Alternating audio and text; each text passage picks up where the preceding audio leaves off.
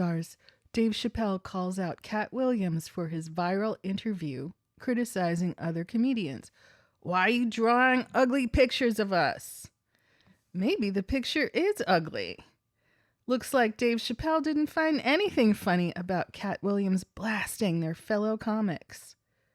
Reportedly, Dave Chapelle was performing at comedian D. Ray Davis's Monday Rays event at the Hollywood Improv this past Friday, January 19th, when he gave his thoughts on the situation. He reportedly stated, "What part of the game is this? He ethered ninjas. He didn't say anything about any of these white boys. None of these white boys function like that," he added. "Katt is one of the best painters in the game, so why are you drawing ugly pictures of us? Stop. Hurt people hurt people. But I am a hurt person that never hurt people, and he does it all the time." Continuing, the comedy vet gave a brief impersonation of Williams and criticized him for only speaking about the wrongdoings of their colleagues while acting as if he's never done anything regretful. He reportedly added, "F this one, and F that one, and F this one. But Ninja, I didn't hear anything that you did wrong. He didn't do nothing wrong. Katt didn't do nothing wrong. Katt was talking about ish that ninjas did to other ninjas, but not about anything that ninjas did to him." In case you're unfamiliar with the situation, Williams had his guns blazing. He sure did while speaking about other entertainers during the aforementioned long-ass conversation with Sharp.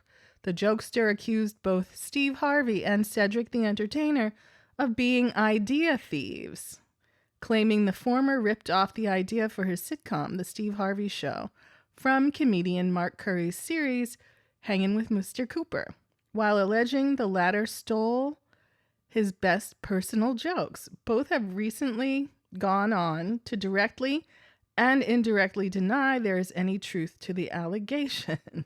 Well, of course they would, right? Even somebody who cheats on their spouse is going to deny it. Doesn't make it any less true. What else are you going to do? Wasn't me. I didn't do it. But we know. Additionally, and we've seen the video and the receipts. Additionally, Williams slammed comedian and radio host Ricky Smiley for claiming the role of Money Mike in the hit movie franchise Friday was initially supposed to go to him before it was given to Williams. The first Sunday Star also criticized Kevin Hart, calling him an industry plant. To intensify the situation, Williams went on to subsequently sign off on Hart's ex-wife, Tori Hart, to do a comedy tour with him, not with Kevin Hart. So much comedy success, never any room to put Tori on? Though the ride-along actor claimed he doesn't mind the situation at all. Well, what he gonna do about it? She isn't under his control. Whether he likes it or doesn't like it, but it really does make crystal clear that he never helped her career when he could have. Think of all the, forgive me, no talents in the entourage who have been put into earning situations, given all kinds of titles, but you couldn't give her that dignity? I would say she has more than earned it.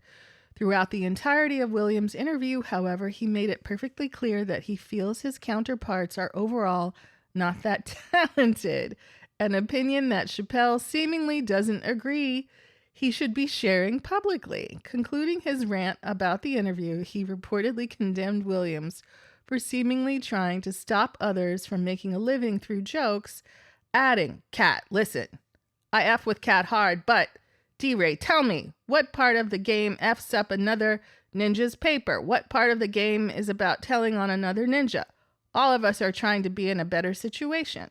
Now, this is a very conservative point of view, right? If the situation, the joke stealing, the opportunity, the backstabbing, going to producers behind the back, going along with, let's call it coon content in scripts, so that you can get your contract picked up. You can get the green light.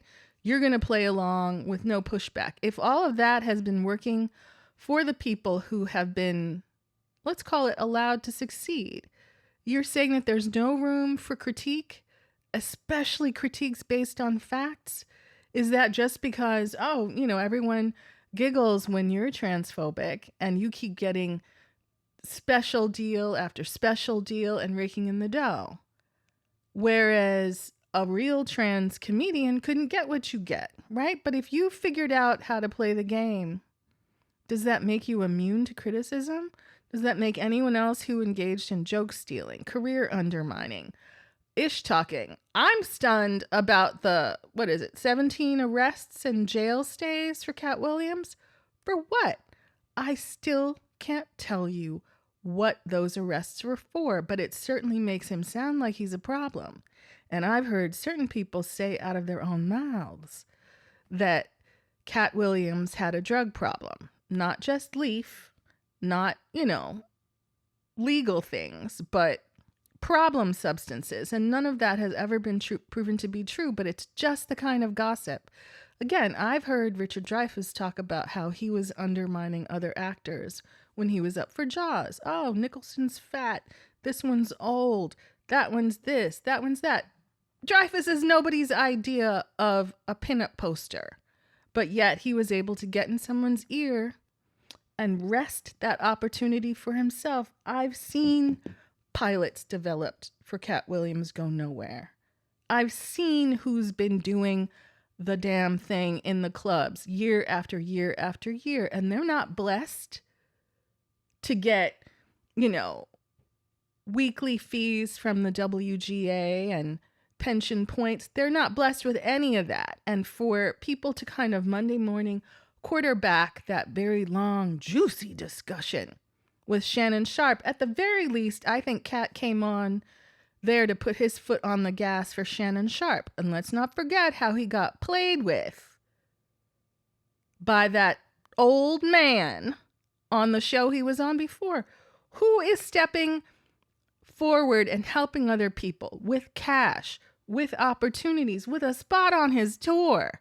If nothing else, it just shows us how little the people who've been succeeding have done to help anyone else, anyone with a comparable skill level, to get on and get to their level. It's just not happening. Now, when you're dumb enough to get comfortable enough to keep messing up, no NDA or cease and desist or lawsuit suing people who don't have two nickels to rub together. None of that's going to impact the opinion of your audience as strongly as that kiss of the truth, the taste of juicy tea that is true.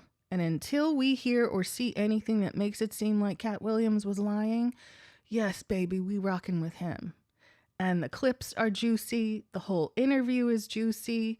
He has brought our attention to comedians that have not been on our radar to the extent that the folks who get forced down our throat have been. But when we let our own fingers do the walking on social media, it's a different ball game than industry plant or not, what's pushed to us, what people want us to think is funny.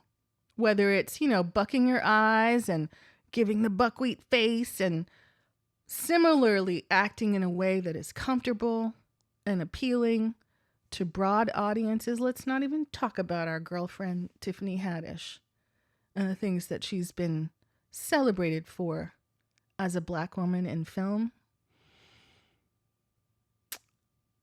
I think more choice is a good thing, right? All hail democracy and the diversity of voices and talents that are available. And I don't agree with Dave Chapelle trying to shut down or chill the critique that is deserved, whether it's Steve Harvey, Michael Blackson, or anyone else who's been effing up and getting rewarded for doing so.